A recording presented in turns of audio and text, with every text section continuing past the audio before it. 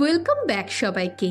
আজ আমি lovely রানারের episode 6 explain করব। যারা আগের এপিসোডগুলো দেখোনি, ডেসক্রিপশনে লিংক দেওয়া আছে, ওখানে ক্লিক করে দেখে নাও। আর নতুন হলে চ্যানেলটা সাবস্ক্রাইব করে দাও। তো চলো শুরু করা যাক। তো এপিসোড 6 শুরু হয় 2013-র ইমসোলকে দেখিয়ে, যে রেডিওতে সঞ্জয়ের ইন্টারভিউ শুনছিল। আর যে সঞ্জয়কে তার ফার্স্ট লাভের ব্যাপারে প্রশ্ন করলে সঞ্জয় বলে এক বৃষ্টির দিনে সে তাকে দেখেছিল। সে হলুদ ছাতা হাতে স্মাইল করতে করতে এসে দাঁড়ালে সঞ্জয় তাকে দেখে নিঃশ্বাস নিতেও ভুলে গিয়েছিল।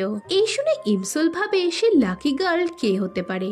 এখন সিন বর্তমানে আসে। ইমসোল গত রাতের ব্যাপারটা নিয়ে অনেক আপসেট ছিল। এই সময় গা তার কাছে আসে। পরের সিনে সঞ্জয় জানতে পারে যে তেসাং এর এক্স ইমসোলকে নিয়ে গেছে। এই শুনে সঞ্জয় ইমসোলকে খুঁজতে যায়। অন্যদিকে ইমসোল তেসাংকে মেরে বলে, আমি জানি তুমি ইমসোলকে লাইক করো না, গায়ের পিছু ছাড়ানোর জন্যই তুমি র্যান্ডম মেয়েদের ডেট করছো। তেসাং এতে তাকে বোঝাতে গেলে ইমসোল বলে তাদের মধ্যে সব শেষ হয়ে গেছে।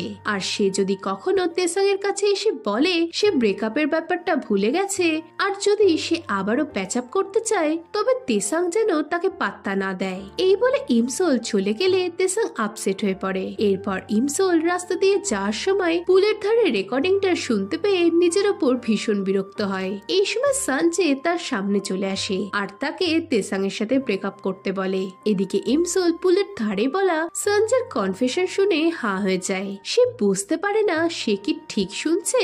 সঞ্জয় কেন তাকে ভালোবাসতে যাবে? এতে সে লজ্জা পেয়ে পালিয়ে গেলে সঞ্জয় ভাবে সে তেসাং এর সাথে ব্রেকআপ করতে বলেছে বলেই হয়তো ইমসোল কষ্ট পেয়ে চলে গেল। পরের দিনে ইমসোলের মাথায় কেবল সঞ্জয়ের বলা আই লাইক ইউ কথাটা বেজে চলছিল। আর এর সাথে পেঁয়াজ ছাড়ানোর জন্য তার চোখ দিয়ে জলও পড়ছিল। এদিকে তাকে এভাবে কাঁদতে দেখে তার ঠাকুমা তাকে মার্কেট থেকে ঘুরে আসতে বলে। অন্যদিকে তেসাংকে আপসেট হয়ে বসে থাকতে দেখে তার ফ্রেন্ড বুঝতে পারে ইমসোল তাকে ডাম্প করেছে বলে তার এই অবস্থা। এদিকে ইমসোলকে দুম করে ব্রেকআপ করতে বলার জন্য বেক সঞ্জয়ের ওপর অনেক হতাশ ছিল। এই সময় সঞ্জয় তেসাংকে দেখে তাকে মারতে যায়। বেক তাকে আটকানোর চেষ্টা করলেও সঞ্জয় শোনে না। এই সময় সে শুনতে পায় যে ইমসোল তেসাংকে ডাম্প করেছে। তেসাং সঞ্জয়কে দেখে অবাক হলে সঞ্জয় তাকে জড়িয়ে ধরে আর নতুন কাউকে ডেট করতে বলে চলে যায়। সঞ্জয় খুশির চোটে দৌড়তে থাকলে রাস্তায় ইমসোলকে কাঁদতে দেখে সে হতাশ হয়। সে ইমসোলকে গিয়ে বলে, তুমি ওই ফালতু ছেলেটার জন্য কাঁদছো কেন? এতে ইমসোল জানায় পেঁয়াজের জন্য তার চোখ থেকে জল পড়ছে। এই শুনে সঞ্জয় ভাবে ইমসোল তেসাংকে ভালোবেসে পেঁয়াজ বলে ডাকে। এরপর সে ইমসোলের হাতে রাইস ওয়াইন দেখে শিওর হয়ে যায় যে ইমসোল কষ্ট ভুলতে ড্রিঙ্কস করবে, তাই সে বোতলটা কাটতে যায়। এদিকে ইমসোল বলতে থাকে এটা তার ঠাকুমার জন্য, কিন্তু সঞ্জয় তার কোনো কথা শোনে না। এই সময় গুম তাদের দেখে সঞ্জয়কে মেরে ঘায়েল করে। আর এই সময় কয়েক ফোঁটা রাইস ওয়াইন সঞ্জয়ের পেটে চলে গেলে সঞ্জয় অজ্ঞান হয়ে যায়। নেক্সট সিনে ইমসোল সঞ্জয়কে তার বাড়ি আনে। সে তার জন্য অনেক চিন্তায় ছিল। সঞ্জয়ের যাতে গরম না লাগে তাই সে ফ্যান চালিয়ে তাকে দেখতে থাকে। সে সঞ্জয়ের বুকে হাত রাখলে ঘুমন্ত সঞ্জয় তার হাতের ওপর হাত রাখে। এই সময় সঞ্জয়ের ঘুম ভাঙলে ইমসোল খাটের নিচে লুকিয়ে পড়ে। এদিকে সঞ্জয় বুঝতে পারে না সে কোথায়। সে উঠতে গেলে খাটের নিচে মানুষের চুল দেখতে পেয়ে দেখতে চায় নিচে কে রয়েছে। এতে সে প্রথমে ভয় পেলে ইমসোল এসে তার মুখ চেপে ধরে। এই সময় ঘরে গুমের আসার শব্দ হলে ইমসোল বুঝতে পারে না সে এবার কি করবে। এতে সঞ্জয় তাকে চাদর দিয়ে ঢেকে শুয়ে পড়ে। গুম ঘরে সে খাটে শুয়ে পড়ে। ঠান্ডা লাগলে সে চাদরটা নিতে যায়, কিন্তু সঞ্জয় ছাড়ে না, তাই গুম ফ্যান অফ করে শুয়ে পড়ে। এদিকে গুম ঘুমিয়ে পড়েছে ভেবে ইমসোল চাদর থেকে বেরোলে সঞ্জয়ের অনেক ক্লোজ চলে আসে। তারা এভাবে একে অপরকে দেখতে থাকলে হঠাৎ করে গুম বলে ওঠে, তোমরা এখানে কি করছো? এতে ইমসোল ঘুমানোর নাটক করে পালায়। আর গুম তাকে ধরতে গেলে সঞ্জয় তাকে আটকায়। পরদিন ইমসোল জুকে সঞ্জয়ের কনফেশনের কথা জানিয়ে বলে, আমি বুঝতে পারছি না সঞ্জয়ের মতো কেন কেউ আমায় লাইক করবে। জু বলে, তুমি সারাদিনই ওর পেছন পেছনে ঘুরে বেড়াও। পুলের ধারে ওকে হাগ করে তুমি ওকে লাইক করার কথা বলেছিলে। নিজের পড়া বাদ দিয়ে ও কি করছে দেখে বেড়াতে। ওর সার্জারির সময় তুমি ওকে খাবার পাঠাতে। এমনকি কাল ও যখন ঘুমোচ্ছিল তখন তুমি ওর রুমে ঢুকেছিলে। তাহলে বলো কেন তোমায় লাইক করবে না? কিন্তু যারা অন্যের মন নিয়ে খেলে তারা বড় বাজে। ও যদি আমাকে লাইক নাই করে তবে কেন আমার কেয়ার করবে?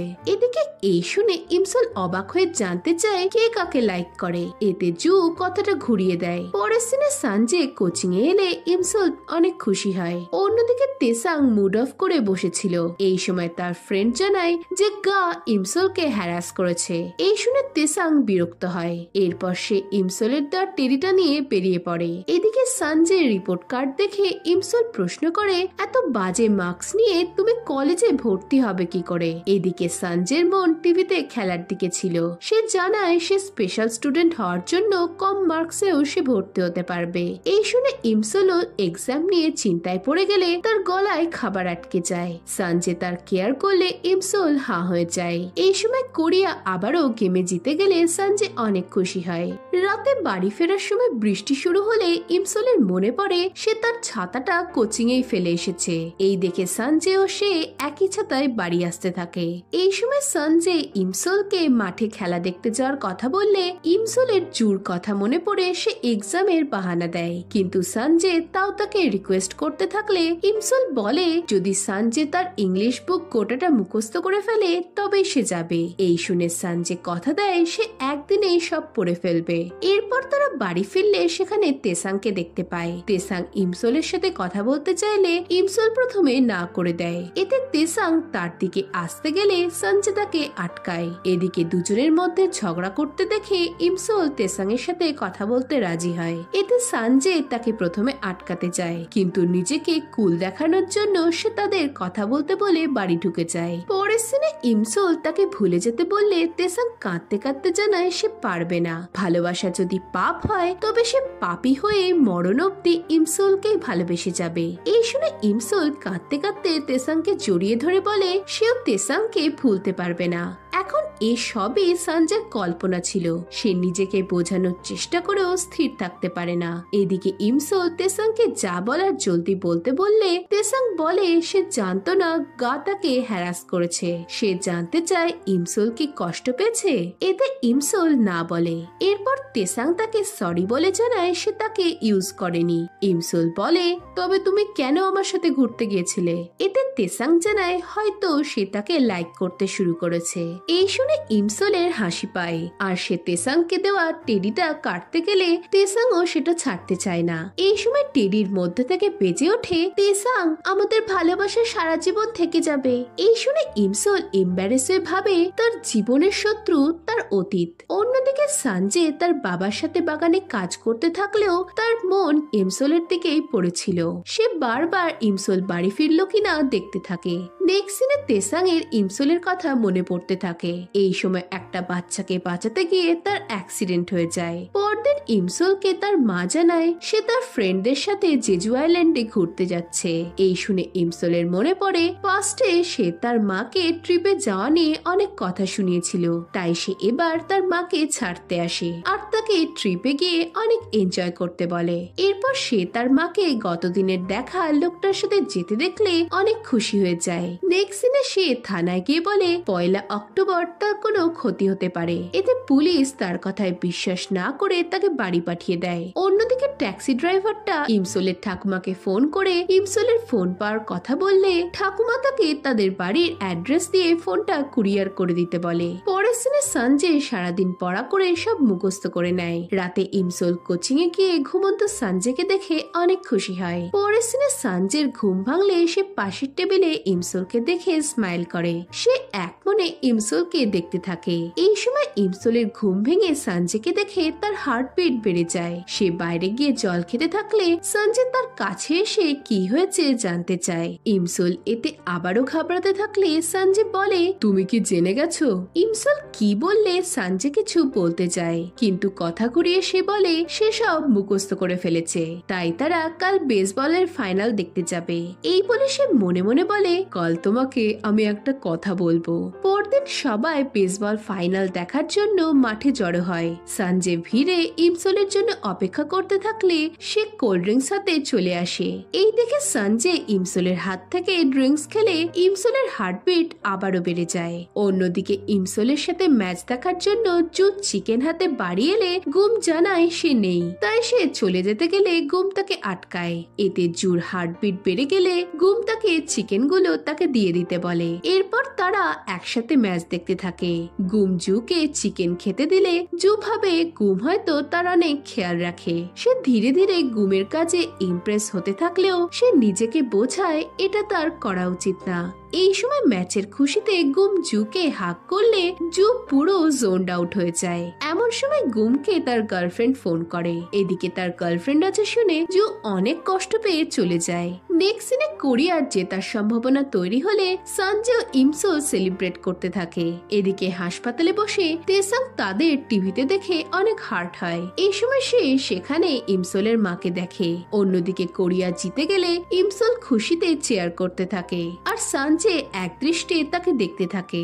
এরপর সে ইমসোলকে নিয়ে একটা ফাঁকা জায়গায় যায়। সে ইমসোলকে বলে, আমি অনেক দিন ধরে একটা কথা বলবো ভাবছিলাম, আর আমি সেটা লুকোতেও চাই না। তুমি জানো, আগে বৃষ্টি আমার একদমই ভালো লাগতো না। সারা জীবন পুলে কাটিয়ে আমার ভিজতে একদমই বিরক্ত লাগতো, কিন্তু যেদিন বৃষ্টির মধ্যে আমি তোমায় প্রথম দেখি সেদিন আমি বৃষ্টি ও তোমায় দুজনকেই ভালোবেসে ফেলি।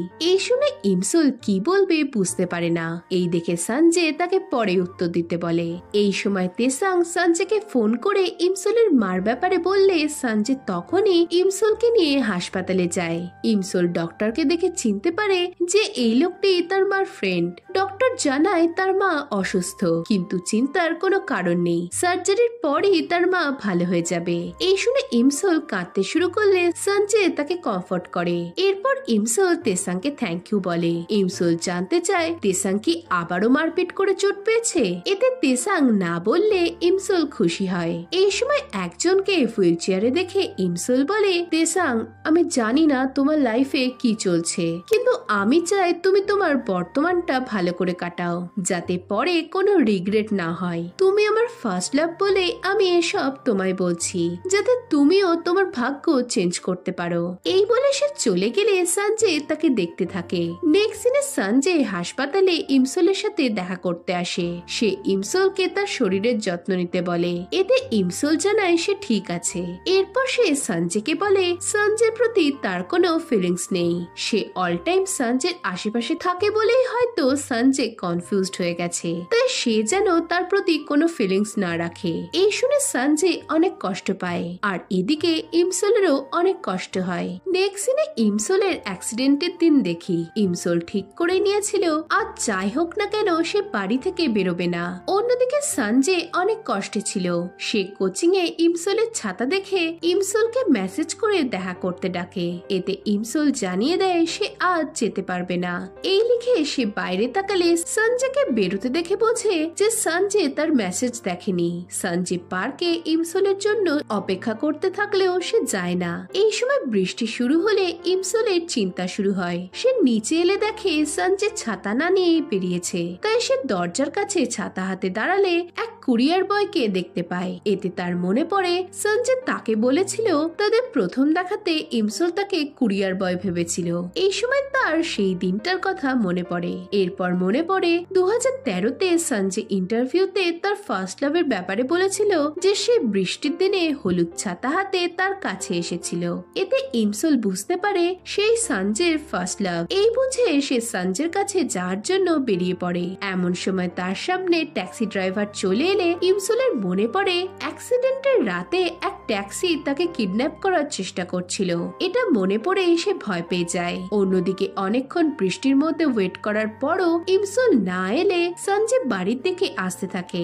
রাস্তায় ট্যাক্সিটা তার পাশ কাটিয়ে চলে গেলে সে কিছুক্ষণ গাড়িটার দিকে তাকিয়ে থাকে। এরপর সে কিছুটা এগিয়ে রাস্তায় ইমসোলের ছাতা পড়ে থাকতে দেখে ভয় পেয়ে যায়। আর এর সাথে এপিসোড 6 শেষ হয়ে যায়। এখন এরপর কি হবে জানতে হলে ভিডিওটাতে লাইক ও কমেন্ট করো, আর নতুন হলে চ্যানেলটা সাবস্ক্রাইব করে দাও। তো দেখা হচ্ছে নেক্সট ভিডিওতে। বাই।